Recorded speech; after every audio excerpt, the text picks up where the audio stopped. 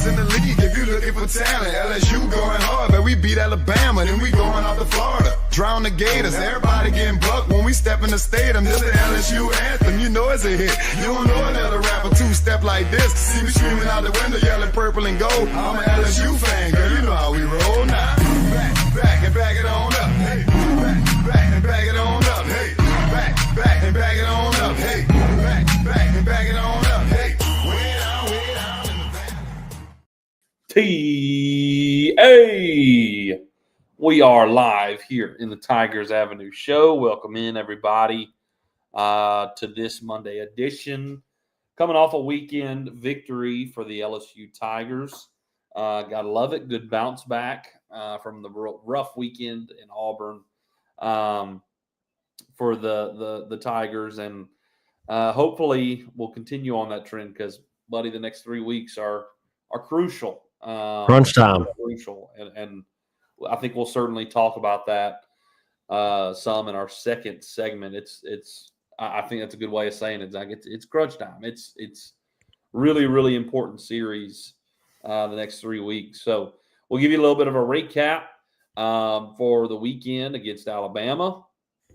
And some big time moments early in this series to, I guess, get LSU kind of back in their groove offensively, kind of get them back rolling from it still felt like there was some carryover from the old Auburn weekend. Finally, some life was sparked into the club game one, and we'll talk about that obviously, and then we'll look at the postseason because it's quickly approaching. You only have 4 weekends left in SEC play. I can't even believe that it just rolls by. I mean, I can't believe that's the truth. It just trucks right along.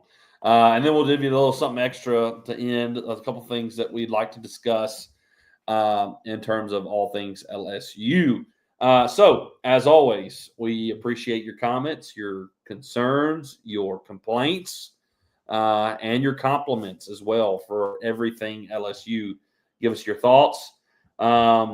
And Zach, also in the little something extra, there's something we've got to talk about that has been headline news in college football world that I think certainly needs to be discussed.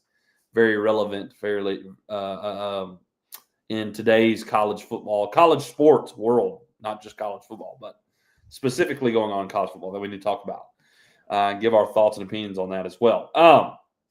With that being said, Alabama, LSU, Ryan's already in here. Hey, Pastor Reagan and Brother Zach. Appreciate you being in here as always, Ryan. Hope you had a great Easter weekend. Fire J comments. Yeah, why? Who in the world would say Fire J? I think you just talk about some of the crazy fans. That's outlandish. If you're saying that, you have no idea what you're talking about. We will not even entertain that.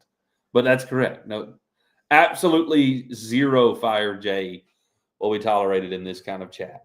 But we appreciate your thoughts and anything you'd like to add to the show. We'd love to get to your comments. So go ahead and throw them in there. Ryan, appreciate you already being in here as always. Zach, LSU versus Alabama, you got back on the winning track of things. You take 2 out of 3. That's what you want to do. You'd love to sweep, obviously. It's hard to sweep in the SEC, though. It's very hard to do. When you get the opportunity to do it, you love to do it. But the important thing is that you won the series. That's the important thing. And you got the first 2 games, so you didn't have to sweat it in the third game, worrying too much about the series. But there's something of note, certainly, to talk about in the last game when we get there. Something that transpired, obviously, with the pitching staff. So Friday night, though, is where we will begin. Oh, Dad's in here listening and saying, woohoo, we beat Bama. Of course, absolutely. Anytime LSU beats Alabama, it's a good weekend. It's a good weekend. And also, by the way, LSU is up in the polls to number 7 now. After the loss to Auburn, obviously went, I think, to 9 in most polls. Some polls, Baseball America, I think is a little bit better than D1 baseball right now. And it's not because they have LSU higher, even though I enjoy the fact that they have LSU higher. They have LSU 4. I just tend to agree with Baseball America more right now than I do D1 baseball. D1 baseball has Clemson, Oregon State, and there's one other non-SEC. North Carolina. No, they're at 8. North Carolina's at 8. I'll It's pull Clemson, Oregon State, and one other non-SEC team. And I just the teams that are behind them are Arkansas, Tennessee, and LSU. I just don't agree that those 3 SEC teams are not as good as Clemson and Oregon State and whoever the other one is they have in there. Florida State. Florida State. Florida yeah. State. By the way, Florida State has already lost to Florida this year. So I don't agree with those 3 non-SEC teams. Exactly. And Florida's not a good SEC team this year. I don't think Clemson and Oregon State and Florida State is better than Tennessee, Arkansas, and LSU. But that's just my opinion. I think those rankings are a byproduct of how tough it is playing in the SEC. Anyways, I digress. That really doesn't mean much. However, game 1, Zach, it was a big game because obviously you went 0 for 3 the weekend before, and you really, really need to get back on track if you want to keep up in terms of the SEC race and staying ahead of schedule. Right, when it comes to finishing 20-10, you really, really needed to get back in track of things because those 3 losses against Auburn put you dead on the 20-10 track. So you wanted to get at least 2 out of 3 this weekend to stay there. If you fell 1 to 3, you would be behind, technically behind that, and you'd be looking for a sweep to get back to that 20 mark. And unfortunately, your last few series, the most sweepable series, is on the road. So it would be tough to do so. So it was important to get back on track, to get things rolling. And Zach, it didn't get off to the best start. I mean, it felt like there was some rollover from the Auburn series to the beginning of the Alabama series. And it felt like the game was just kind of dragging, and finally some stuff broke through. But I want to talk about Cade Anderson just a little bit. Cade was fantastic outside of a handful of pitches. He was fantastic. Yeah. He has the tendency, though, to leave some pitches over the plate, and he just left far too many over the plate that evening against Alabama. Because if you look at his stat line, it really the 5 runs obviously stand out, right? That's not typical for him. However, he went 5 2/3, 10 strikeouts, 0 walks. Yeah. 5 2/3, 10 strikeouts, 0 walks. The difference was the long ball. The long ball is what got him. And outside of that, it was a fantastic performance. But they beat him a couple times. They got him. He made mistakes. They made him pay. But I don't want people to think because, he had the performance against Oklahoma, and then he had an okay game against Auburn, and then this Alabama. I don't want people beginning to doubt Cade Anderson because what he did Friday night was really, really good. They just made him pay on his minimal mistakes. And that's the toughness of the SEC. You can't make those mistakes. And he made a few mistakes. You got to be almost flawless. And they made him pay. Because 0 walks but 5 runs with 10 strikeouts is an odd score line. Typically, when you see 5 2/3 with 10 strikeouts, no walks, you're not seeing 5 runs. Typically. But that was the night. It happened. It is what it is. I hated it for him. But that's the way it went. He still got you deep in the ball game, still got you there. It was, what inning was it? It was the sixth inning, because he was 5 2/3, that they put up the 3-run, and that's when it was 5-1. And you're like, good grief, it feels out of reach right now. And the offense, had only scratched one across. What was it? A solo shot? Wasn't it a solo shot? No, Curiel had hit an RBI single. That's right. That's right. And so you went into the bottom of the sixth, still dragging offensively some. And then Zach, the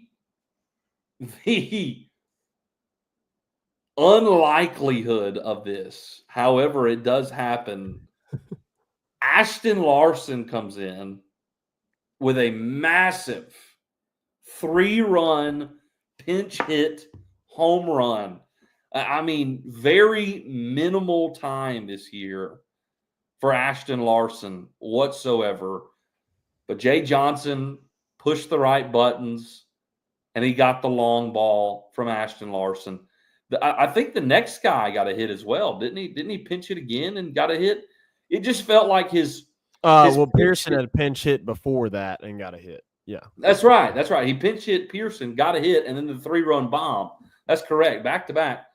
And now, Zach, that may have set up for what happened Saturday that we disagreed with some, the Game 3 decision, because it felt like he was getting significant success out of pinch hitting, right? It was Josh Pearson. It was Larson. Was it Game 2 or Game 3? He pinched hit Jake Brown, and Jake Brown got a home run as well. Game 3. And yeah, exactly. Pinch hit Jake Brown. So I think that's what ended up leading to kind of some decisions that we disagreed with. Not that we're saying Jay was, a flaw. Like, he's a flawed coach. He can make bad decisions, but not that we doubt Jay in any way. But there were some decisions made at the end of Game 3 where you may have had a chance with some momentum. We were kind of like, anyways. Probably overdid it a little bit. That's beside the point. A little bit, yeah. You were in the offensive funk. This is the big point. You were in that offensive drag, and Ashton Larson resurrected you.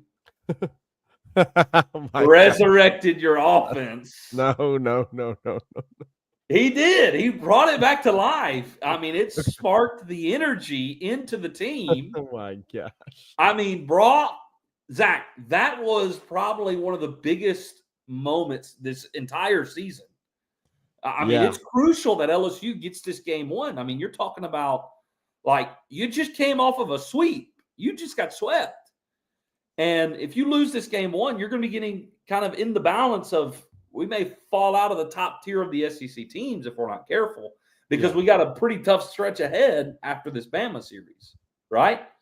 So in that moment, 6th inning, pinch hit, 3-run bomb to bring life back to this team. It was a crucial moment in this game. And, of course, then you follow that up with Stephen Milam in the bottom of the 7th and his 3-run bomb. Of course, we scored another run, and it ended up being 4 runs in that inning. You were just like, okay, here we go. I mean, you literally went 6th inning, 3 runs from the 3-run bomb. You had the 3-run shot from Milam. You scored 4 in the bottom of the 7th. In the bottom of the 8th, you scored 3 again, and you were like, boom, this is what we needed. You just needed something, because it was just lackluster, going with the flow, going through the motions, just black. Like, the ABs were just pitiful at times. Bad. And, buddy, did you need that home run? You needed it, Zach. So, tip of the cap to Ashton Larson for bringing the spark back to the offense. 3 innings in a row, you scored at least 3. So, I mean, that was huge. That was massive. And Jacob Myers, Kason Evans, by the way, Kason Evans, I feel like could have pitched again this weekend. You just never really had another opportunity, I think, to get to him. But he comes in, and does what he normally does. Zach, he gave you 2 1/3, 2 strikeouts, only 1 walk, no hits, no runs. Benj gave up 1 run in the ninth, but it wasn't. I mean, he gave you 1 run in the ninth. It wasn't that big of a deal at that point. It was 11-5, and then Zach Cowan came in because they had kind of. He also had the problem with the walks, right? He walked 3 guys, only got 1 out, so that was the issue with Benj was the walks, and they had bases loaded, but it was 2 outs. So Jay's like, we're not taking any chances here, and he goes and gets his guy Cowan, and Cowan gets the job done. 1 AB, 1 out. And then that kind of closed the book on that game. And it was Zach, that was a crucial win. It really, really was. So really, really happy for Ashton Larson. And that moment there, that was huge. And Stephen Milam, I mean, just Zach getting the offense back going. But Zach, game 2 was a tight game. Tell me a little bit more about Zach. Walk us through game 2. What transpired there? It was a tighter game. I mean, it ended up being tighter because they scored 1 in the ninth, right? It was 4-2. But anyways, tell me a little bit more about that game 2 there. Well, obviously, Reagan, the entire dynamic of the weekend changed when Alabama decided to pitch backwards. And so you knew it was going to be some different scoring than you're used to seeing on a typical Friday, Saturday, Sunday weekend.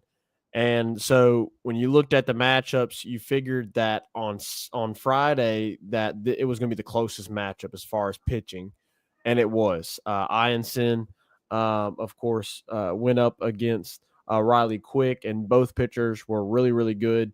But LSU was able to edge out Alabama and do just a little bit more on Saturday than Alabama was. Now, Alabama did get things going. As we know, Ianson, a lot of times he has usually 1 inning where it seems like he struggles a little bit, but if you let him work past that inning, then he can be nails, and that's what happened. First inning, Alabama gets a run across, there's bases loaded, and Ianson escapes the inning, leaving all the bases stranded for Alabama. And just to be in that situation and to only allow 1 run, that was huge for LSU, right? It just felt like you had played behind so much already, obviously from Auburn, and you had been behind 5-1 in game 1. So you just didn't want to put yourself back into another hole. And so to limit it to 1, that's completely doable. It's a lot. 1-0 is a lot easier to overcome than 5-1, like they had to do on Thursday night. So Ianson is able to limit the damage, and offense for LSU kind of slow this weekend. There was signs of life again, as you saw on Friday night, but also there was a little bit of the same, which is concerning a little bit to me, Reagan, because you also, again, on Saturday and Sunday, the offense just had some really rough ABs throughout the weekend. But in the third, the guys that you expect to do damage for you did damage. Dickinson singled to score, Stanfield, and then Jones hit a very clutch RBI double to score Dickinson, which gave you the lead, and you never relinquished it from that point on because Ianson just dominated the game. Ianson was the story of this game. He went 6 complete innings, 12 strikeouts. He did go back out there in the 7th. Did he go back on the 7th? Yeah, I think he did, and they pulled him after the first batter. Yeah, they did bring him out there in the 7th, but they pulled him to go to Cowan.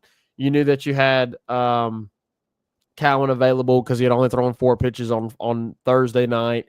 So you knew you had Cowan in the bullpen that you could go to. Once Ianson allowed a runner there in the 7th inning, you knew it was time. And 115 pitches. It was a career high for him, and he was phenomenal. He again, 6 complete innings, 12 strikeouts. He did have the issues with the walk, which, again, a lot of that was in the first inning. He had 5 walks. You want to see that number way down, but outside of that 1 inning, he was absolutely phenomenal, and he just continues to stack really good performances and be a lot more consistent. So and I mean that third inning really was the gist of the game as far as your offense. Top of your lineup doing damage there. Curiel in the fourth inning was able to score Braswell on an RBI single.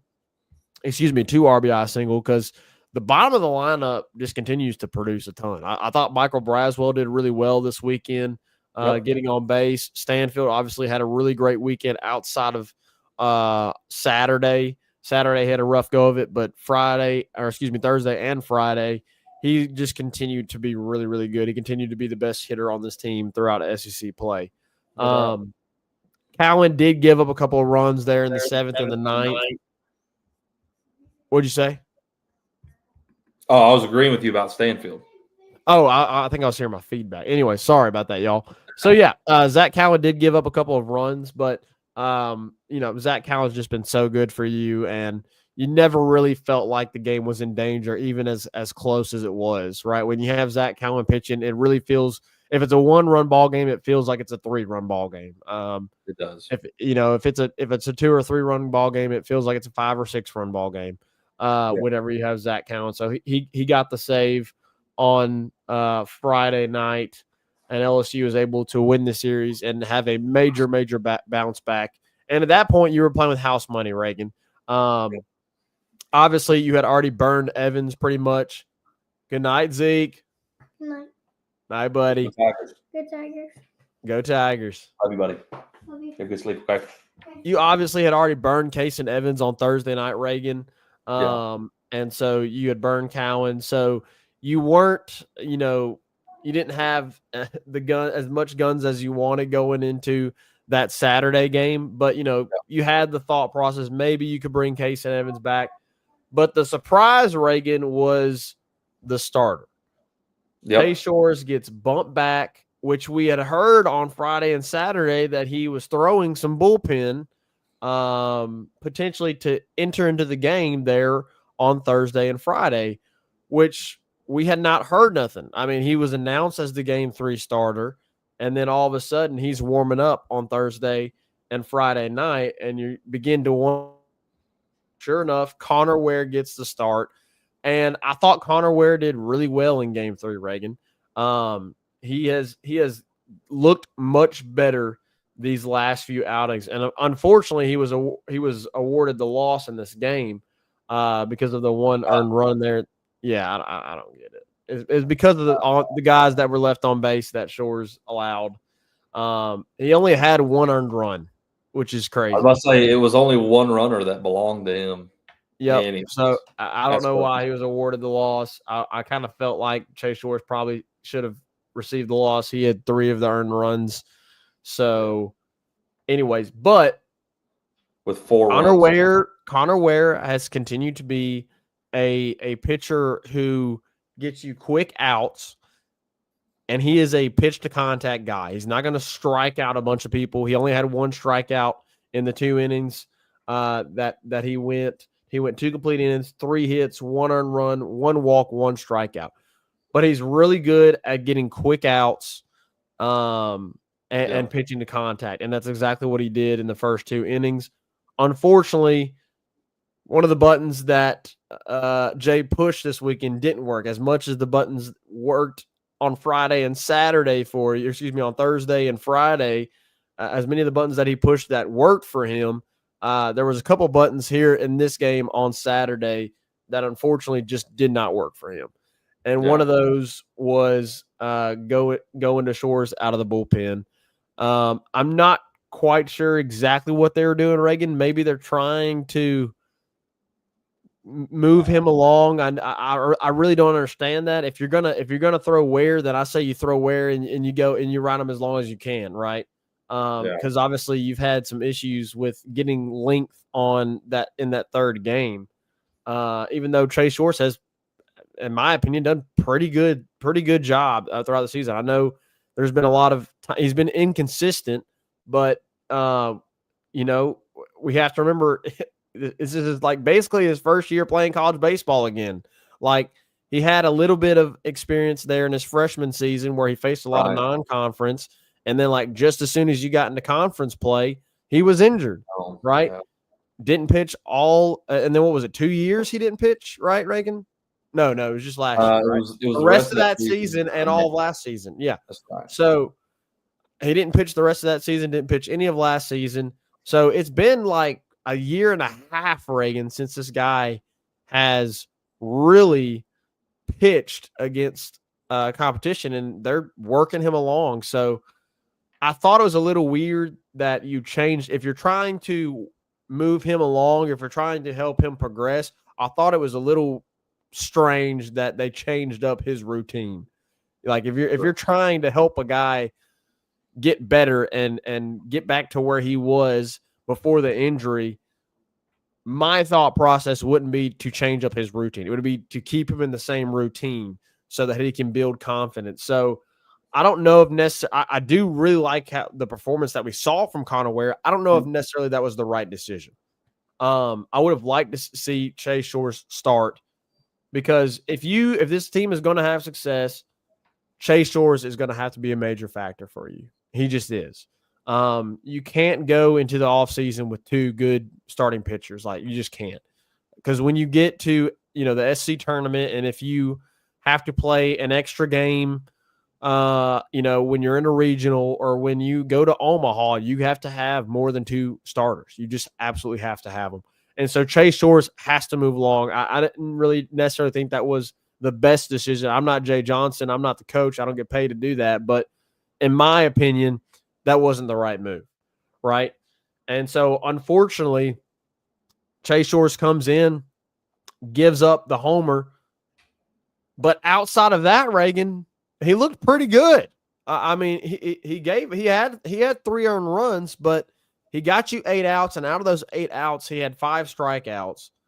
So we know that, obviously, talent-wise, he's got it. Talent-wise, he's got it. It's just a matter of this staff building his confidence and making him as comfortable as possible to elevate that stuff, to elevate the talent. I don't know if necessarily what the decision that was made on Saturday helped that. I could be wrong. I mean, maybe it ends up being the turning point for him this season, and he goes out there and starts shoving. I don't know. Yeah. But it didn't go well necessarily on Saturday. He had to come in with runners on, walked a guy, and then, blast. And and all of a sudden. And then it was like the next inning, they had the bunt, or the swinging bunt that he threw over the head of Jared Jones. And that got the guy all the way to third. Another run came in on that. It just – I didn't like the spot. I didn't like the spot at all. I didn't like the spot either. You had obviously a ton of guys that came in and pitched. DJ Primo came in after him. He didn't give up any hits. He had a strikeout. He did go a complete inning. I thought DJ Primo looked pretty good in his 1 inning. Maverick Rizzi, who's looked pretty good. Touched 100, Zach. Touched 100 twice, which is really impressive, but walked 2 guys.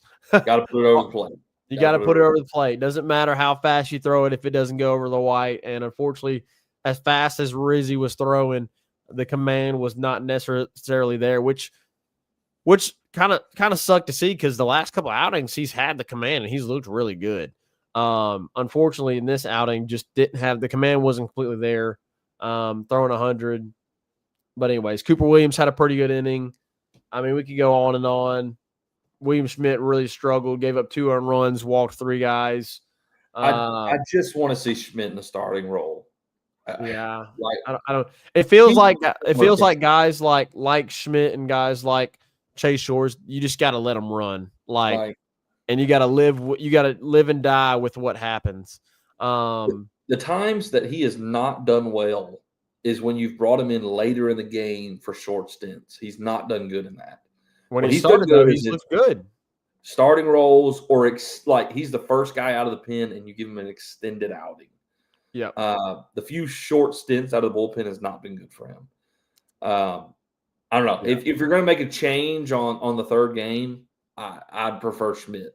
He is going to be a starter at LSU. That's his direction. If you're going to make a change on game 3, Go to Schmidt. Go ahead and make it Schmidt. Go Which ahead. Maybe Reagan. Maybe we see that this upcoming weekend. I don't know. Maybe you see they've given Ware a start. We've seen Ware and Schmidt kind of go back and forth on those starting roles potentially as that next guy up. Maybe Schmidt gets a shot on Sunday against Tennessee. But Reagan, offensively, obviously that third inning was the blow, right? You had the home run by Bonamolo, I think. Hopefully, if I'm saying it correct, automatically put you in a hole 3-0. Jones did homer there at the bottom half the inning to bring it close. But as soon as you answered, they answered back with a run in the fourth. They then scored again with a run in the fifth. Pinch hit Brown comes in the clutch, gets you a 2-run homer, right? And I know there's a lot of people out there that are debating, what to do with Brown. I know there's probably going to be a lot of conversation about that. I know there has been a lot of conversation on other podcasts, but I got to say I have to agree. Jake Brown needs to be in the lineup. He needs to be in the lineup every single day. Triple in the ninth, too.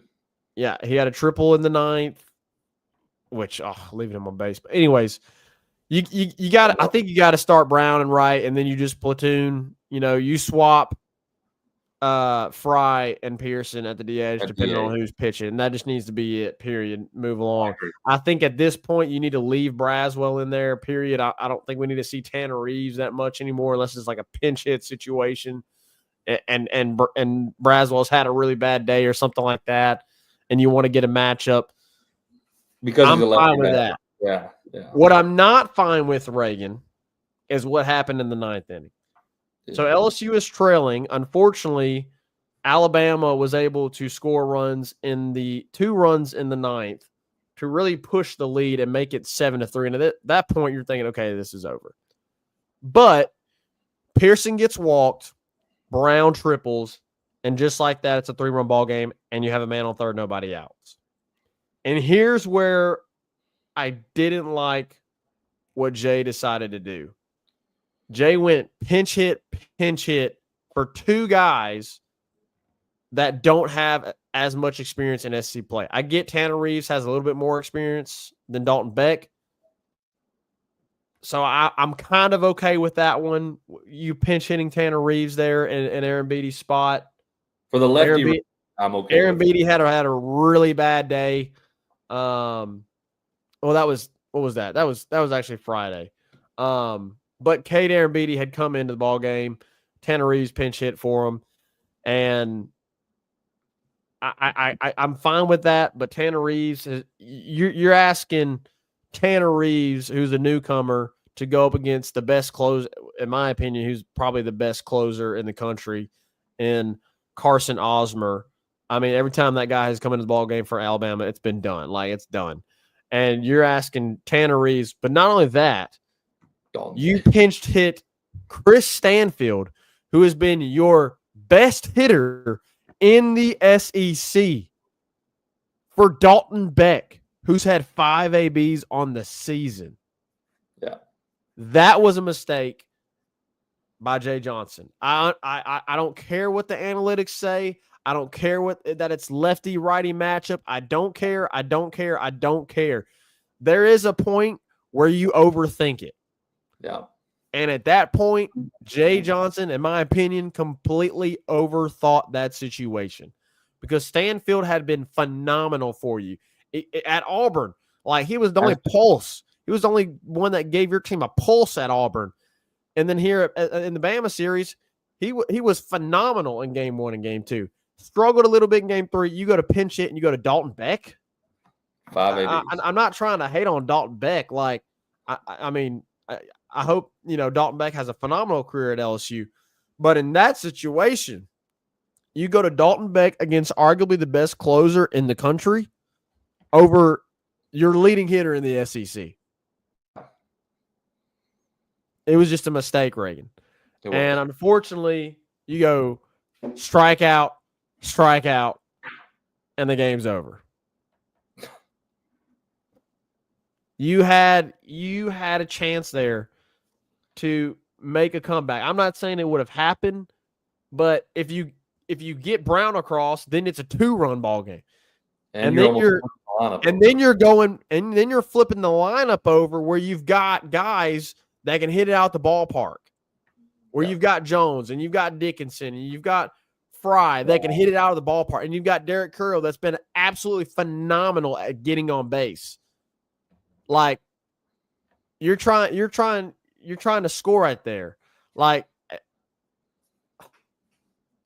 it just wasn't. That was the most frustrating part of the weekend. Was that the 9th inning decision to pinch hit for Chris Stanfield? I did not agree with it at all, not one bit. I do not care that it's a lefty-righty matchup.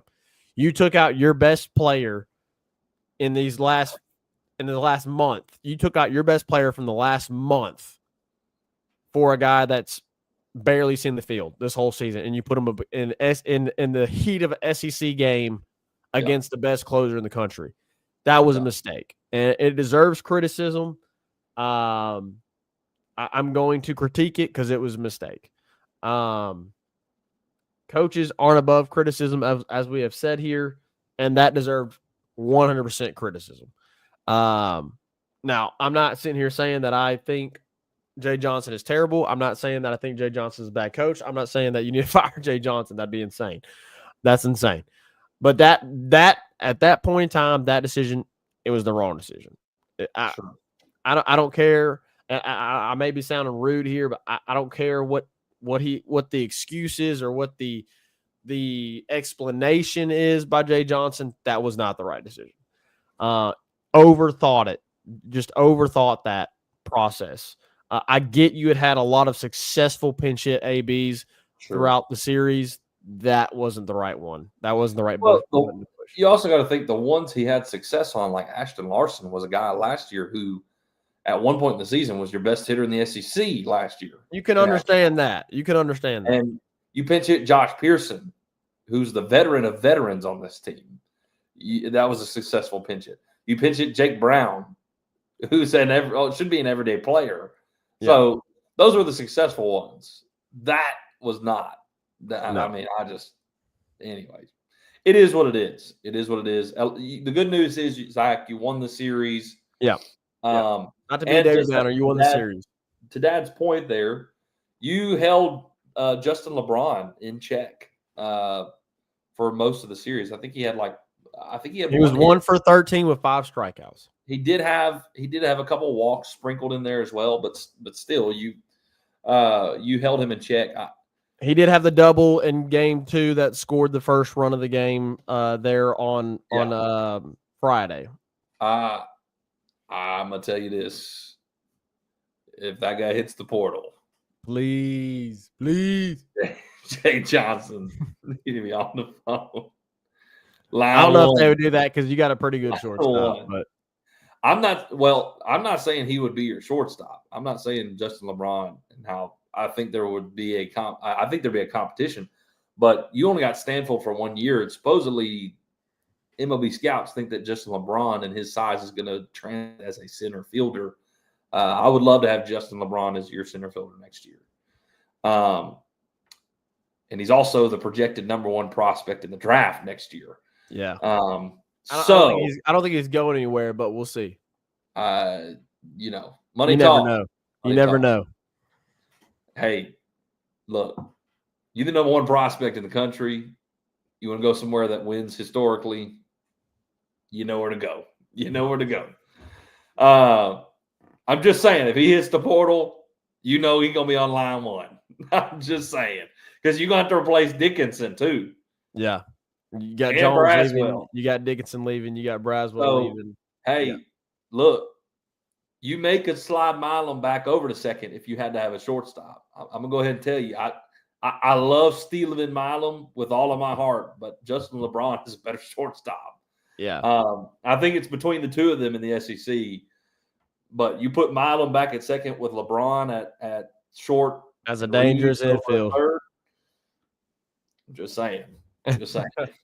Anyway, that's beside the point. You held him in check, though. I mean, he's Got 50. He's got more home runs this year than Jared Jones does, and a great batting average. He's an amazing player. You held him in check. It was a big part of the series, and part of why you won the series, even in the low scoring game, game 2. But Tigers win. Currently, you are in the 3rd position in the SEC standings. You're slightly above Tennessee because our overall record is 1 game better than Tennessee. You're tied conference record-wise, and you got Tennessee this weekend. Yep. So you're either going to move up this home. weekend or you're going to move down. You're either going to move up or, well, I guess you would stay put, depending on what happens with Arkansas. But you're either going to stay there or you're going to fall behind Tennessee. But, man, it's a huge, huge series this coming weekend against Tennessee. The good news is you get to play them in Baton Rouge. They actually are coming off a loss against Kentucky. Zach, at the beginning of the year, at the start of SEC play, everybody kind of thought Tennessee was this big-time juggernaut, and I'm not acting like they aren't. They're still a very, very good team, but they are a very, very, very young team. And so I think they are susceptible to moments where they can be beaten, like this weekend against Kentucky. And I think a moment like big-time top 10 matchup in Alex Box Stadium can get to these young players, and LSU can have a successful weekend. I'm getting ahead of myself a little bit, but just wanted to talk about the standings based on where you finished this past weekend. With that being said, we can kind of transition to our next conversation about the postseason outlook. You are 12-6. You are still on track, as we were talking about. Again, we've discussed this all conference play long. We've talked about it the whole time. The goal is 20-10. Any team that has ever finished 20-10 in the SEC has never been lower than a top 7 seed. Not just top 8, top 7. If you finish 20-10 in the SEC, you will be a top 8 seed. Every single SEC team that has ever won 20 games in the conference was in the top 7. So the goal is to get to 20-10. You're on track there, and that's where you want to be. And again, that's why I was talking about this weekend being so large. Zach, I cannot wait. God, Cade Anderson versus Liam Doyle. Good grief.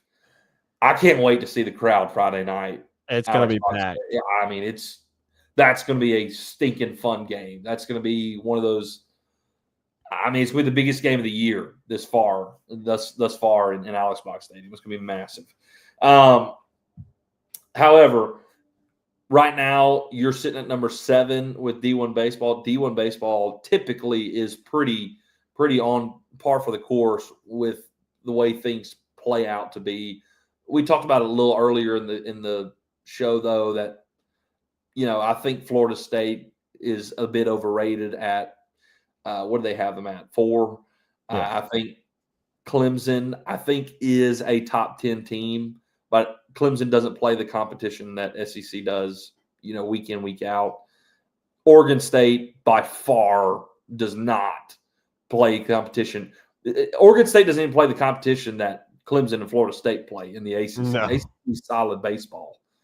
Yeah. Oregon State being there just doesn't make sense to me. Tennessee and Arkansas and LSU, to me, should be ahead of Oregon State for sure. With the 2 losses to Florida, I think Florida State should be behind them. I'm okay with Clemson being ahead of them. Don't necessarily agree with it, but I'm okay with it. So in terms of postseason, you're as of right now, you're projected to be a top 8 seed. And you're going to host regional, super regional, and that's kind of what it's looking towards right now. However, Zach, as we've kind of previewed just a little bit, the next 3 weekends, not just Tennessee, but the next 3 weekends are so crucial. Oh, and gosh, yeah. They are going to shape the outlook of this postseason majorly for LSU. You got Tennessee. Here's the good news. 2 of the next 3 are at home. The 2 toughest, right? Yeah. You got to play Tennessee at home this weekend. It's not going to be easy. If you go win 2 out of 3, amazing. Then you go on the road to A&M. At one point in this season, we were going, we ain't got to worry about that anymore. Well, right now, they're a threat. They just got done knocking off Arkansas. They've won 3 series in a row. They just knocked off Arkansas 2 out of 3 this past weekend. It was at A&M, I believe. It was at A&M. So, again, going on the road in the SEC is never easy. We learned that going to Auburn. A&M has seemed to have found their groove offensively. I mean, they hung up 9 points in Game 3 against Arkansas, and I can't remember what the score was, but anyways, 9 points Game 3 against Arkansas to win that series in a rubber match. Mm-hmm. They played at Arkansas. Okay, so the A&M beat them at Arkansas. Okay, thank you, RP. Yeah, so that's going to be tough. Going to A&M is going to be tough. Where early in the season, early in conference play, you're going, okay, it ain't what we thought it was. It ain't what anybody thought it was. They're playing their way back into the picture. Yeah. And after this past weekend, they got everybody on notice. Beat Arkansas at Arkansas, right? So that's going to be another tough series. I would love for LSU to get one at A&M. Again, road series is tough. If you win 2, amazing. I'd love to see us get 1. And then you get Arkansas at home. Again, tough series, but you got it at home. And that's why these next 3 weeks, Zach, these next 3 weekends are the most crucial. They are the most crucial. You've put yourself in position at 12-6 to make a run for an 8 seed. So these next 3, buddy, they're going to be tough. A&M is playing Texas this weekend. Thank you, RP. I did see that. So they are. I want to say it's at Austin. I just looked at that not too long ago. Anyways, these next 3 weekends are crucial, Zach, in terms of a top 8 seed. We'll see how it goes. But this is that hinge point in the season, right, where you're going to play some of the best right here at the end of the stretch. Yeah. You've done well to set yourself up for this. The good news is you get 2 at home. You got to execute. We haven't lost a series at home yet. So, plays in your favor. Knock on wood. Knock on wood. Plays in your favor. There's going to be fantastic crowds. It's going to be loud. You'll have the home field advantage. We'll see. It'll definitely be the best crowds of the year.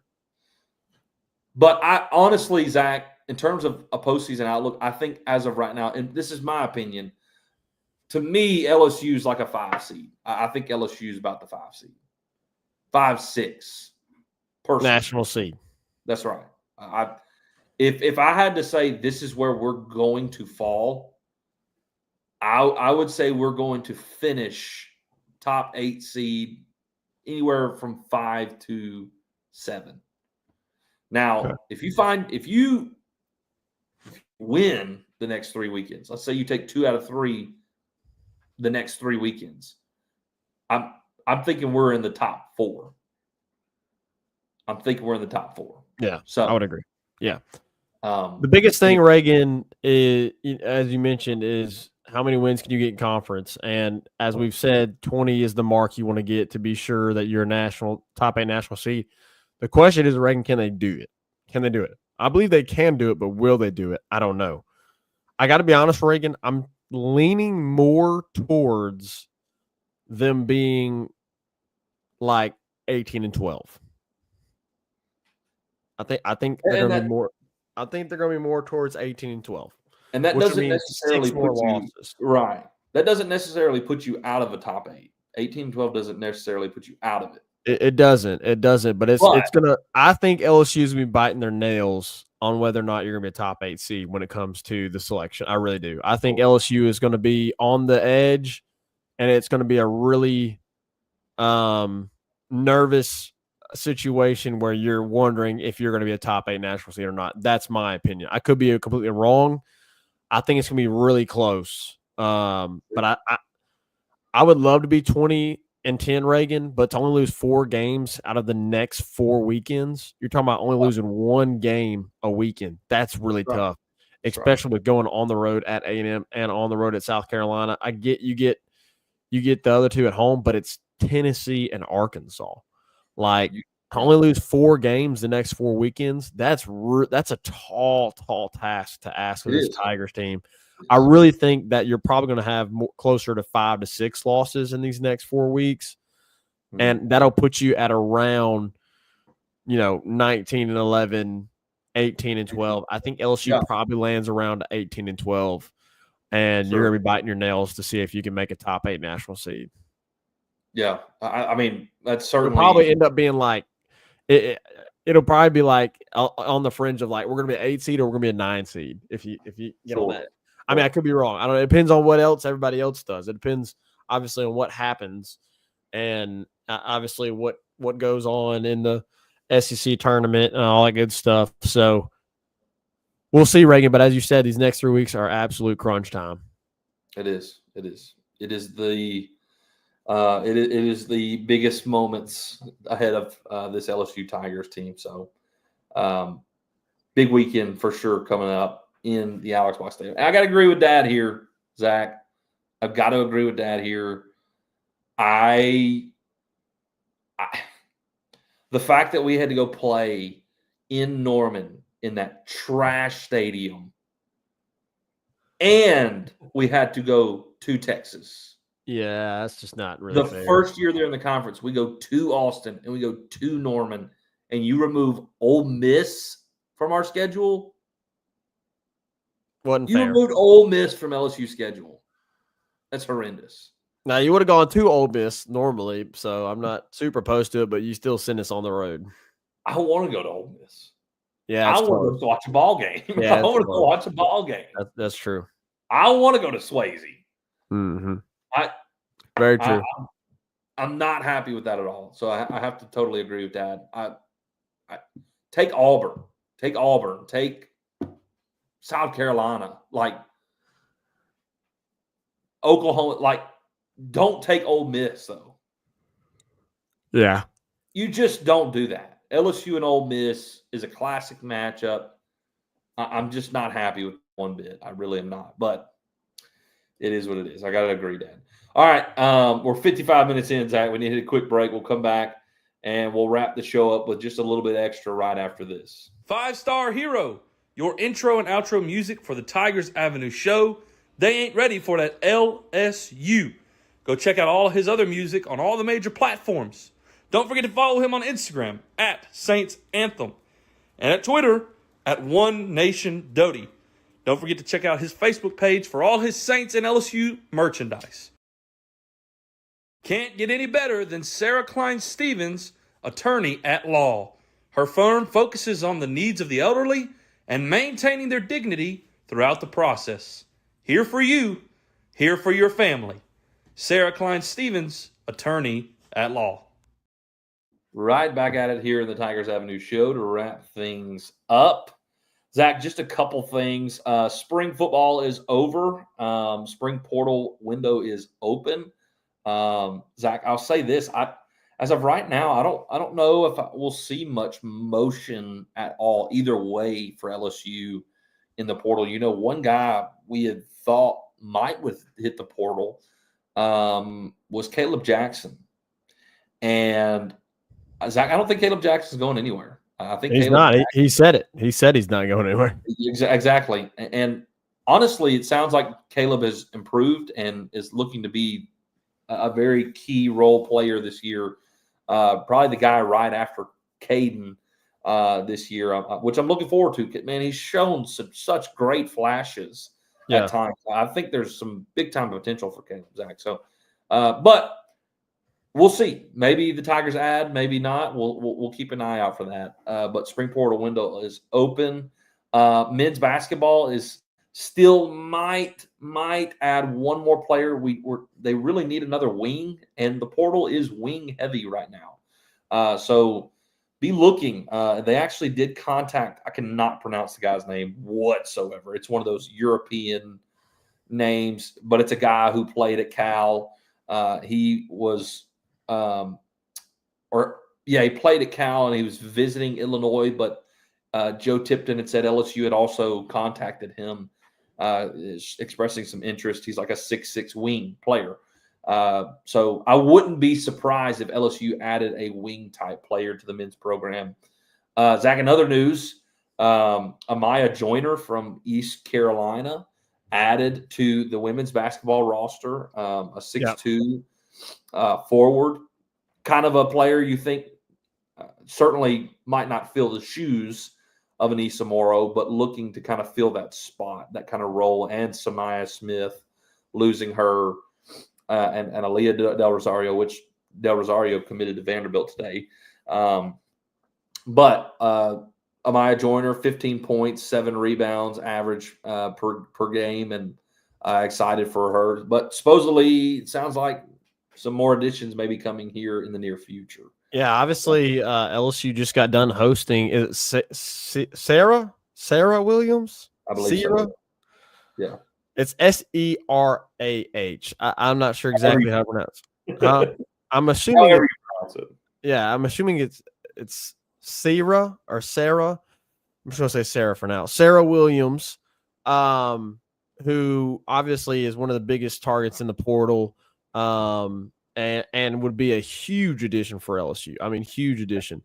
But there was also news leaked today that Malaysia Fulwiley, who was on the South Carolina team this past year and is really good, but came off the bench for South Carolina, entered the transfer portal, and apparently LSU is the front runner for Malaysia Fulwiley. I would, if you land Sarah Williams and Malaysia Fulwiley, and then to go along with Flau'jae Johnson coming back, Michaela Williams coming back, holy cow, you're going to be really good again.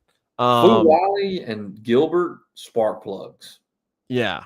And I mean, think about that too. You're going to have Gilbert coming back. I mean, yeah. You could have a really good team again next year if you make those 2 additions. So if you're able to make those 2 additions, which Reagan, I mean, is Fulwiley a point guard? She plays the guard. She's not a point guard though. She's kind of an off ball type. I guess LSU just never wants to have a true point guard. I mean, I don't think Kayla Pointer and Alexis Morris. Yeah, after that there hasn't been a true point guard.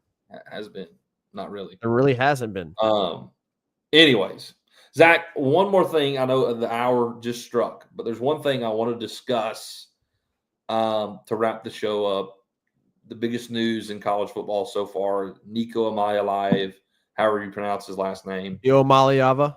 Iomaliava. Nico Iomaliava. Yes. So you can just call him Nico, Reagan. That'll work. Yes, Nico. So commits to UCLA. I don't know if you saw this or not, Zach, but UCLA added Appalachian State quarterback Joey Aguilar in the winter portal, but now has added Nico from Tennessee. Joey Aguilar re-enters the portal and has transferred to Tennessee. Yeah. That's kind of crazy. That's crazy. Number one. That's crazy. Number one. They just traded. It was a trade. They traded. It was a trade. However, I just want to say, yes, RP, Nico's brother already left Arkansas and committed to UCLA. Oh, big surprise. I just want to say NIL was never meant to be for this. It is called NIL for a reason. Name, image, likeness, not pay for play. And what Nico or Nico's dad is doing is just flat unacceptable. Unacceptable. To sit out, to not practice, to demand more money, whatever it is, unacceptable. Reagan, that's a thing called greed. Greed, pride. Zach, I may start quoting Proverbs, but it's just it's flat unacceptable, Zach. This is not the NFL. It's not pay for play. I'm good with NIL, but where we have gone because the NCAA put no restrictions on it, this was bound to happen. It was bound to happen, and it's unacceptable. There need to be restrictions that need to be placed on NIL. There needs to be some kind of market, and there needs to quit being this just like shopping players around and their agents, because they're third party, they can shop around their players just for that is not what NIL was designed for. Now, you can point the finger at the NCAA because they don't place regulations or restrictions on it whatsoever. But this with Nico was bound to happen. It was bound to happen. To think that he was valued, Zach, at $4 million is unbelievable. Unbelievable. Yeah. Zach, correct me if I'm wrong, but I'm pretty sure Garrett Nussmeier is not even getting $2 million this year. And Garrett Nussmeier, I think, is firmly in the Heisman conversation from week 1. And you think Nico is going to be paid $4 million? That's crazy. He was already supposedly being paid $2.5 million, and he wasn't like. And he wasn't wow. worth $2.5 million. Yeah, he's not in the worth playoff game. The dude didn't even throw for 200 yards. Did not throw a touchdown. Did not even throw for 50% completion percentage. And you're asking for $4 million? It's just, Zach, it's prediction. He's not going to be a Heisman finalist. Not going to be a Heisman finalist. Not going to be that great at UCLA. I don't want to say that. He might be because he's going to UCLA, so he's not going to play anybody. Please. Who do they play? They play in the Big Ten. I bet you get knocked around in the Big Ten. Oh, yeah, that's right. Yeah, that's right. See, that's the thing. I'm still transitioning out of the Pac-12. So, yeah. So then my prediction is a good prediction.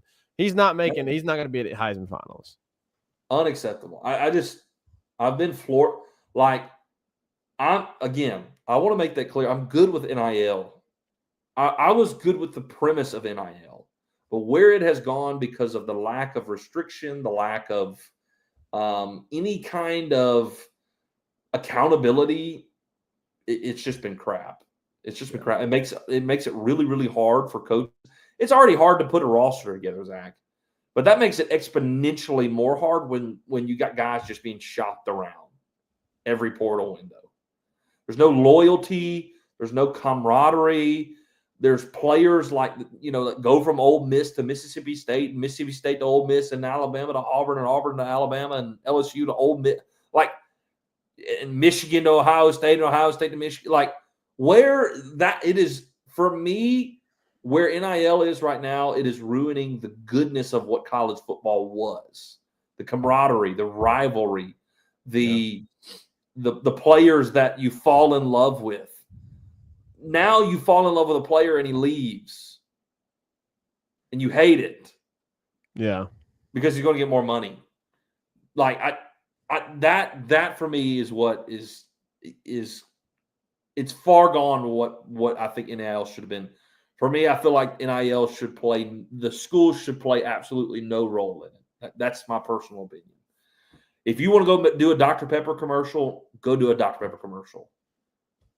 But you don't need to be wearing LSU gear doing it. Jaden Daniels, if you want to go do a Powerade commercial, go do a Powerade commercial. Garrett Nussmeier, if you want to go do a Powerade commercial, go do a Powerade commercial. Fine. Go make your money. Take the schools out of it, though. Let their agents do these deals with local guys like John Deere or Get Gordon or whatever. Stop.